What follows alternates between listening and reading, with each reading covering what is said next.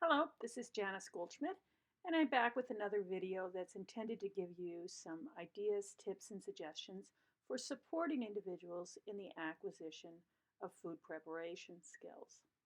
Today's topic is learning to collate foods, and let's go ahead and find out what that means. What are collated foods? When I refer to collated foods or meals, what I'm talking about is meals that can be just simply added together. There's no heat application, so no real cooking process is going on. We're just going to mix a number of things together and make a meal or a snack. It typically could go under the formula of X plus Y equals Z. So we add two different things together or more, and we come up with a third thing. So the sum is greater than the parts, in other words. So let's look at a classic example of a collated meal.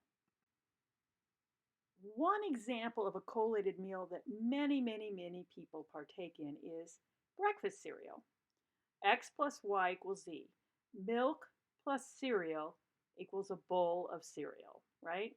And that sounds super simple and something you wouldn't even think would need to be trained, but it does.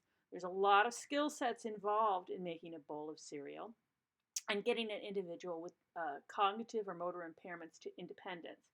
So this video is intended to inspire you and to show you some ideas, some suggestions for helping individuals learn to prepare their cereal independently. So when we're teaching preparation of breakfast cereal, we're going to kind of backward chain. We're going to do the last part first, teach them just simply how to pour milk and cereal into a bowl. And then we'll work backward from that and add more and more and more of the skill sets. So we'll first teach them what they're actually going to do to create a bowl of cereal.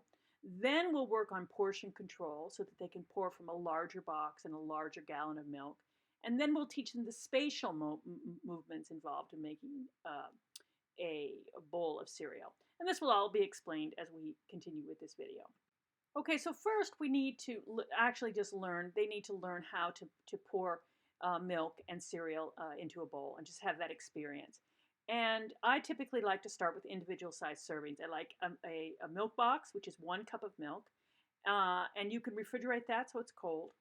And then I like an individual serving size of cereal as well. The individual then understands that all they have to do is pour it in. It's really hard to go wrong, and all we're going to work on then is opening these packaging and the actual pouring into the bowl. Okay, so these are the core skill sets involved with the actual making of a bowl of breakfast cereal. Okay, before I show the training video, I want to just show you the context here. Well, what are we seeing? We're seeing someone set up to prepare breakfast cereal. So we have a bowl and a spoon. That makes sense. I have a milk box, which makes sense because I've portion controlled it. All we have to do is get that milk into the bowl. We're not going to teach portion control. We're just teaching the general motions. A milk box, to open it, all we have to do is lift up the tab on the side and cut it off. And you'll see those loop scissors. Those are safety scissors. We've used them a long time. We've never had an injury in the 9055 teaching kitchen. They're very safe and easy to teach with. So we have a milk box, scissors to open the milk box by lifting up the tab, and then I have a bag of cereal. And the reason I have a bag of cereal is because I couldn't get an individual serving because of the situation, the world we live in today. Grocery supplies are hard to get. So that is the context by which we're going to prepare breakfast cereal. So now here Conrad Goldschmidt, again a very reluctant subject, is going to prepare cereal. And we'll pour in, pretty straightforward. Takes a sample, that's fine. Okay, so now comes the tricky part. He's going to take his tab scissors, and I'm directing him here. We're lifting up the tab. I'm sorry, my focus went off. There we go. He's lifting up the tab. He can't cut it quite off. It doesn't matter. He's created a hole, big enough hole. Pour. And it is going to spray out a little bit. It doesn't really matter. So he pours it in. And we've gotten him to dependence. Simply, we've taught him the basic skill sets involved just using the individual serving sizes. Ignore the spilled milk. It really doesn't matter. And then time to eat. So the second thing we need to teach is the actual portion control. And that is more difficult. Once they have the essential skills of pouring it into a bowl, we need them to be able to estimate how much they need. Now, there's several ways you can go. If you have lots of time on your hands, as we do these days, but if you have lots of time and resources, what I like to do is give them a container of milk. It's a large container, but it's not full. It's easier to manipulate, and that way, if they go overboard and add too much milk, there isn't too much to spill, and there isn't too much error. The same thing with the cereal, but that's not always possible. So then the next way to go is to kind of coach them. Don't do it for them. It doesn't help them at all. If we're trying to get them to independence in preparing their own cereal, they have to pour their cereal into the bowl on their own. They have to pour the milk in on their own. They will make mistakes. That's the way it is. But if we want to get them trained in this skill set, they have to have lots of practice. So each morning, helping them, coaching them, keep going. And a lot of times what will happen is the individual won't put enough in. They're so cautious about making a mistake and being called on it. So you might have to coach them. Keep going, keep going, keep going until they get something reasonable and saying, is that enough for you? And talking them and being interactive about it. And then the same thing with the milk, which is typically more problematic because it can spill over. But coaching them through it, but not doing it for them, and giving them plenty of opportunity to practice so they can learn the appropriate amounts that are needed for breakfast. Okay, so the third skill set involved is the spatial movement, and I want you to think about that. This is a very important thing that we typically don't consider in reference to food preparation. To gather everything together, you have to know where the milk is. You have to know where the cereal is. You have to know where the bowls are. You have to know where the spoons are, okay? And then you have to have the ability to go to each of those locations and collect them, okay? And that is a skill set which you have to give them plenty of opportunity to do. Don't get it for them. We want them to know the kitchen inside and out and be comfortable in it. You may have to cheer them or coach them on and say, okay, let's start.